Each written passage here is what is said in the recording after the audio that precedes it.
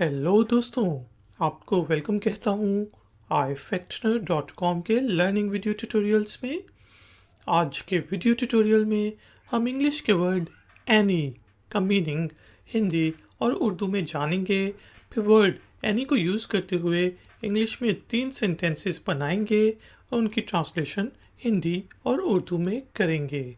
आखिर में होगा जी छोटा सा टेस्ट। तो शुरू करते हैं अपना आज का video tutorial. Any ANY any का मीनिंग होता है कोई, कोई भी।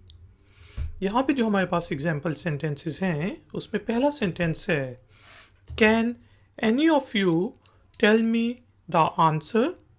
क्या आप में से कोई मुझे जवाब बता सकता है? Can any of you tell me the answer. इसी तरह do you have any money. क्या आपके पास कुछ पैसे हैं?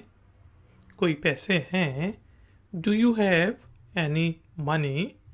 और does he give you any money. क्या वो आपको कुछ पैसे देता है? Does he give you any money.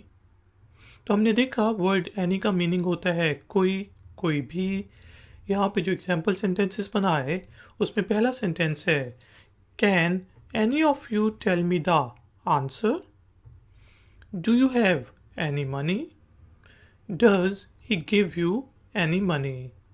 तो दोस्तों, एक्सरसाइज से पहले काइंडली इस वीडियो को लाइक और शेयर करना ना भूलिएगा। और अगर आप नए हैं तो मेरे चैनल को सब्सक्राइब करके घंटी वाले आइकॉन को प्रेस कर दें। एक्सरसाइज के तौर पे आपने वर्ड एनी को यूज़ करते हुए एक छोटा सा सेंटेंस बनाना है और नीचे कमेंट्स बॉक्स में पोस्ट कर देना है। मैं आपको चेक करके बता दूंगा कि वो ठीक है कि नहीं। थैंक यू वेरी मच कि आपने मुझे इस ट्यूटोरियल के लिए ज्वाइन किया। मिलेंगे एक और नए ट्यूटोरियल में। Until then, take care, keep learning, keep enjoying. Good day.